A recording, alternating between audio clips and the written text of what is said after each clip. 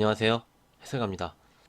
금요일장답게 좀 변동성이 굉장히 큰 하루였고요. 오늘도 정말 고생 많으셨습니다. 지금 우리가 생각을 해야 될 부분이 시장의 악재는 없습니다. 시장에 지금 악재로 갑자기 튀어나올 부분이 없거든요. 굳이 이렇게 악재를 찾자면은 그 인플레이션에 대한 그 테이퍼링 있죠. 그 부분을 좀 억지로 끌어당기면은 그게 좀 악재로 작용을 할 수 있지만 그거 말고는 악재가 없습니다. 전 세계적으로 지금 코로나 확진자도 줄어들고 있는 추세죠. 이미 코로나는 정점을 찍었어요. 그러면서 이제 확진자 수가 하향세로 좀 가고 있는 상황입니다. 그래서 시장에 좀 투자를 하실 때 이 부분을 좀 기억을 하시고 오늘도 시장이 이렇게 하락하는 구간 뭐 외환시장이나 뭐 이런 지표들을 봤는데 딱히 뭐 크게 공포지수가 뭐 급등을 하거나 뭐 환율이 갑자기 급등을 해서 정고점을 넘어간다든지 그런 상황들이 좀 나오지 않았었거든요. 그러니까 이제 이렇게 시장이 좀 반등을 하면서 상승 마감을 해줬다고 좀 생각을 하고요. 오늘 증시 좀 살펴보도록 하겠습니다. 오늘 이제 코스피가 0.68% 상승을 했고 코스닥이 상대적으로 코스피보다는 약한 흐름이었습니다. 0.24% 하락하면서 마감을 해주는 모습이었습니다. 오늘의 증시를 좀 살펴볼게요. 오늘은 SK 하이닉스가 강세를 보였습니다. 5%대 크게 급등을 했죠. 이게 뭐 D램 가격이 상승하는 요인은 우리가 모두 알고 있었던 요인이고 새벽에 미국 마이크론이 있죠. D램 점유율은 D램 1등이 삼성전자고요.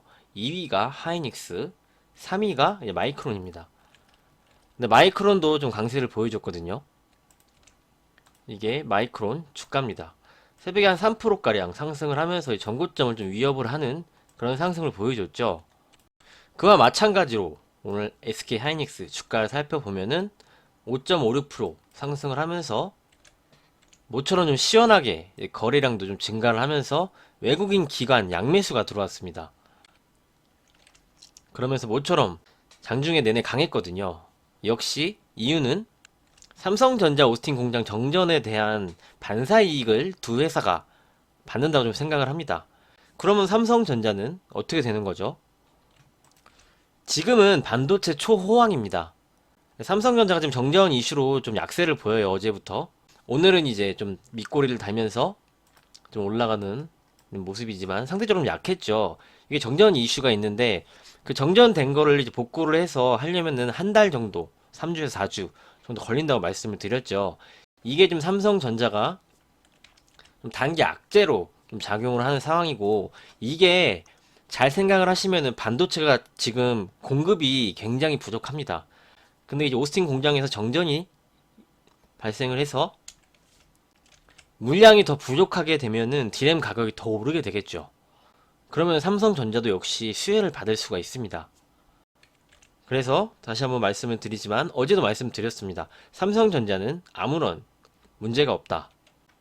오히려 가격을 상승을 시키는 촉매제가 될 수가 있다. 이렇게 좀 말씀을 드리도록 하겠습니다.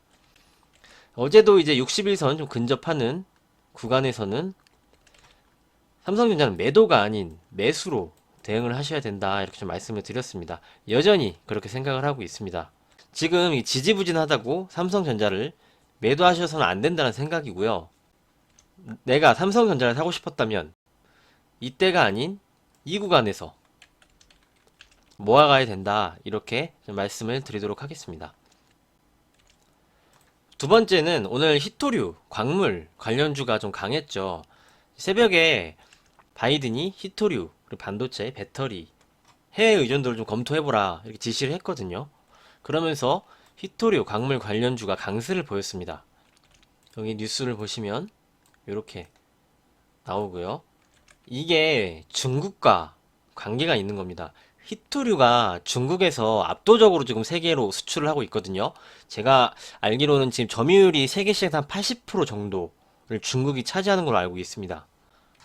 근데 이제 섣불리 중국을 제재를 하면 이런 현상이 나올 수 있다는 거죠. 이전에 일본이랑 중국이랑 그 선장 뭐 납치 문제 이것 때문에 한번 붙은 적이 있죠. 그때 중국에서 일본의 히토류를 수출을 중지시켰습니다. 근데 히토류가 이제 핸드폰, 뭐 모바일이나 이런 쪽에 굉장히 중요한 광물이거든요.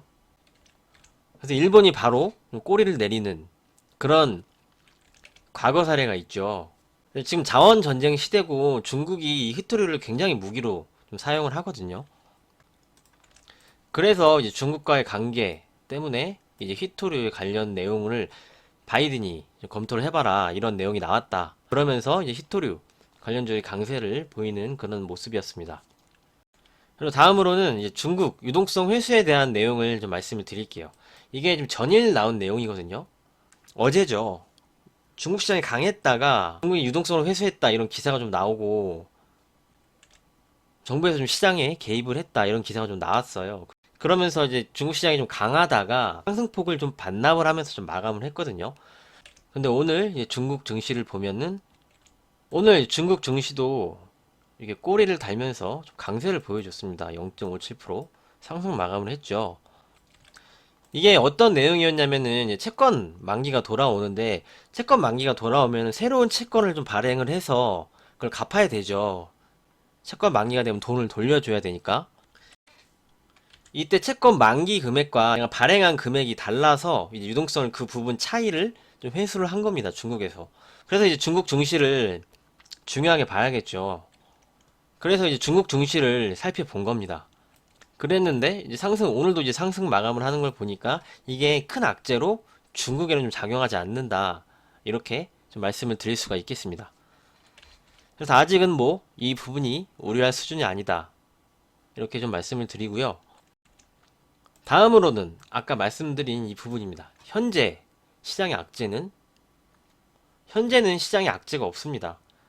앞서 말씀드렸지만 굳이 악재를 만들려면은 인플레이션 관련해서 미국이 유동성을 회수를 한다. 테이퍼링에 관련 미국 10년물 채권 금리가 급등을 한다. 요 정도밖에 없습니다. 그래서 지금은 악재가 갑자기 튀어나올 수 있는 사항들이 없기 때문에 시장이 조정이 나올 때는 내가 따라서 매도를 하는 것이 아닌 분할 매수로 시장을 접근하는 게 더 좋다. 이런 의견을 드릴 수가 있겠죠. 그러면서 오늘 시장 차트 보면서 다음 주가 좀 변곡이 나올 수가 있습니다. 그 부분에 대해서 좀 설명을 드릴게요. 자, 오늘 우리 시장이 하락을 했다가 밑꼬리가 달리면서 상승 마감을 해주는 그런 모습이 나왔는데 여기 거래량 보시면은 거래량도 굉장히 많이 늘었죠. 여기에 대해서 제가 지금 종목 장세다 좀 말씀을 드렸죠.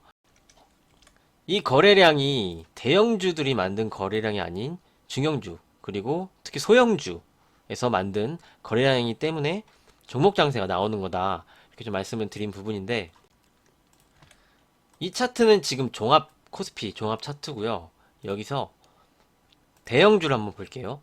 대형주를 보면은 코스피 차트와 굉장히 흡사하죠. 그러면서 이제 거래량 오늘 이제 좀 증가를 했습니다. 계속적으로 거래량이 떨어지는 그런 모습으로 조정권에 계속 들어왔던 거고 여기서 이제 중형주를 한번 볼게요. 그러면은 대형주보다는 좀 낫죠. 대형주는 21선 밑에 움직이고 있었는데 중형주는 21선 위에 현재 위치해 있는 모습입니다. 상대로 대형주보다 강했다는 거죠. 최근 시장에서. 그러면서 거래량이 없다가 최근에 좀 증가를 했던 그런 모습이었고 다음으로 이제 소형주 보시겠습니다. 자, 소형주를 보시면은 거래량이 계속적으로 증가를 했죠. 그리고 오늘은 급증을 했습니다. 이러니까 이제 개별주 종목 장세가 나올 수밖에 없는 거죠.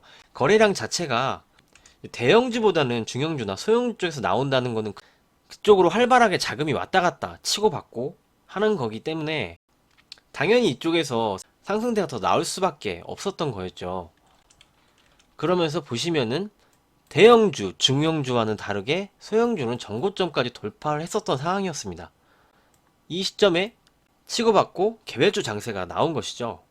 이렇게 볼 수가 있고 어제에도 좀 말씀을 드렸지만 이 개별적인 중소형주 장세가 종목 장세죠. 나온다고 대형주를 들고 계신다고 전혀 이제 소외감 느끼지 않으셔도 된다. 이렇게 말씀을 드렸습니다. 이게 그냥 순환매 격이에요.